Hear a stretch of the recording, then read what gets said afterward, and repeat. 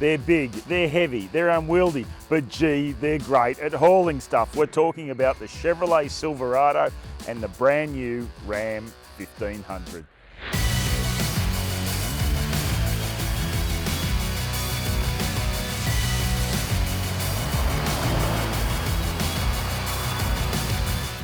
These two American full-size trucks are part of a growing market segment in Australia. 100k plus petrol V8 utes that are almost 6 metres long, seat 5 in comfort and can tow up to 4,500 kilograms. The Limited will set you back about $140,000 before on-road costs and the Silverado $114,000. That's a lot of cash, and it reflects the fact both vehicles are converted from left to right-hand drive in Australia. The Ram 1500 has just landed in Australia in its latest DT generation. This is the Limited flagship, and it's stuffed to the gills with tech and features. Check out these powered side steps, the massive 22-inch alloys and the clever stowage boxes either side of the tray.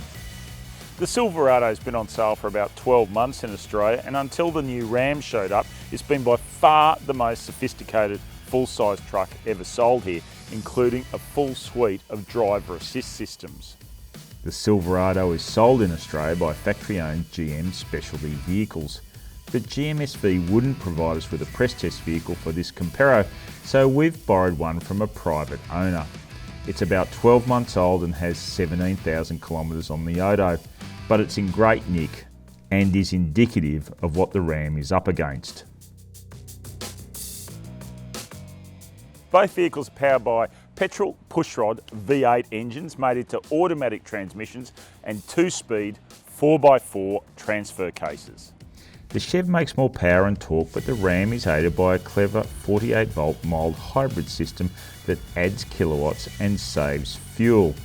Mind you, saving fuel isn't at the top of the agenda for these two. They both claim to chew through about 12 litres of unleaded fuel per 100 kilometres. In reality, that's being optimistic. The Ram is draped in stitched leather, has this class-leading 12-inch touchscreen and one of the most intricate centre storage console boxes you're ever likely to find. You won't believe the Ram is a local conversion job. Only the oddly shaped exterior mirrors are an obvious giveaway. The front seats are huge, supportive and very comfortable. They're powered, heated and ventilated. The touchscreen really is very cool. I mean, check out how big the sat-nav map is. But you can also split the screen in two to access more features at the same time. And of course, Apple CarPlay and Android Auto are standard. Dial up Spotify and you can blast out your favourites on a 19-speaker Harman Kardon stereo. There are just so many storage options in this thing. This centre console box is just crazy. It's got slides and flips and levers and all sorts of things going on. There's even a measurement conversion chart under the lid. The Chev isn't as expensive as the Ram, and you can see that in the interior. There's still leather upholstery, but it's not as high a quality and the seats are flatter. The Chev's touchscreen and the area around it is old school compared to the Ram. It just has a more utilitarian feel. You do get the key features like Apple and Android, but don't expect the 7-speaker audio to deliver anything like the same punch as the Ram's system. The Chev also has impressive storage. There's a double glove box just like in the Ram, but it's just not quite as flash. You know, there's just not quite as much choice and trickery about it. The lidded bin, well, it's just a big hole. That's it.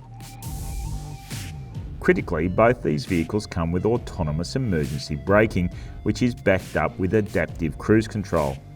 They also bristle with sensors and cameras, which is essential if you're going to drive these things anywhere near urban centres. In fact, to be frank, don't even think about that. These are vehicles for the open road.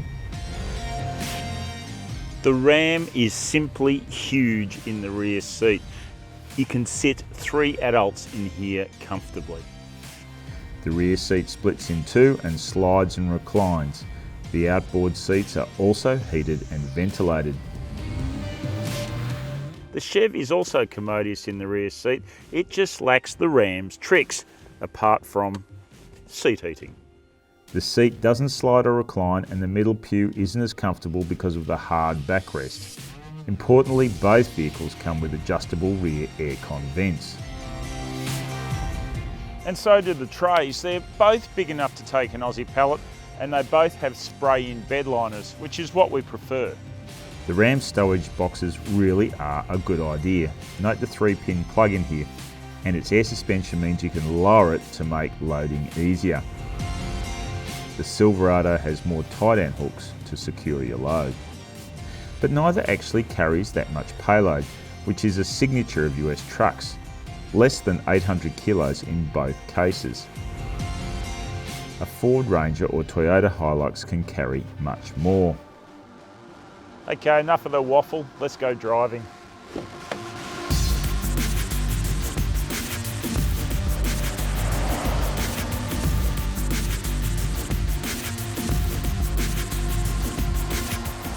The Ram is an enormous vehicle and very heavy too. It weighs in at nearly 2.75 tonnes. You just never lose the sense of that bulk and heft. The engine is impressive, it never feels overwhelmed, and it responds quickly via its 8-speed auto. Considering its height and weight, it really does handle pretty well. It really tries to go where you point it. The air suspension and long wheelbase help keep the ride comfortable. Apart from some enjoyable engine growls, when you hit the throttle, this is a particularly quiet and peaceful place in which to travel.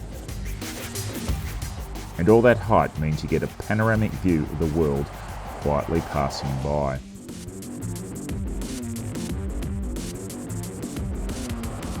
Transfer to the Chev and there's no doubt you're in the same ginormous weight and size class as the Ram.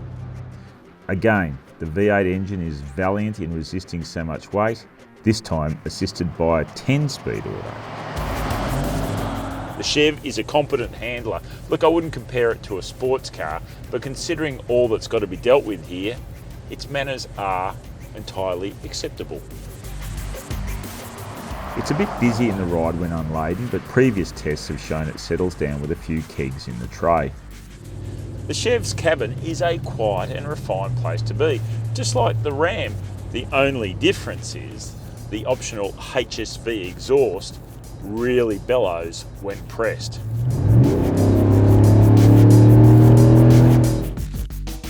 And yes, again, just like the Ram, the Chev provides an excellent viewing platform. There's no way you can expect V8 trucks of this size and weight to be fuel sippers. You'll see mid to high teens numbers even before you start towing. But even taking that into account, these two drive far better than you might expect. The Yanks really do a good job of building big trucks. We'd still like to see a better warranty though. 3 years and 100,000 kilometres is pretty skimpy for 100k plus workhorses like these. These huge American full-size trucks are easy to dismiss as not appropriate for Australian roads, and for the most part that's pretty much right. But they do a very good job in a very specific role, and for that you have to admire them. In this case, we prefer the flash, the tech, and the capability of the Ram that little bit more. Yep, the Chev is bloody impressive and it's got a decided price advantage, but the Limited is the flagship of its range and it behaves like it. It's really easy to see why Yanks love these big trucks.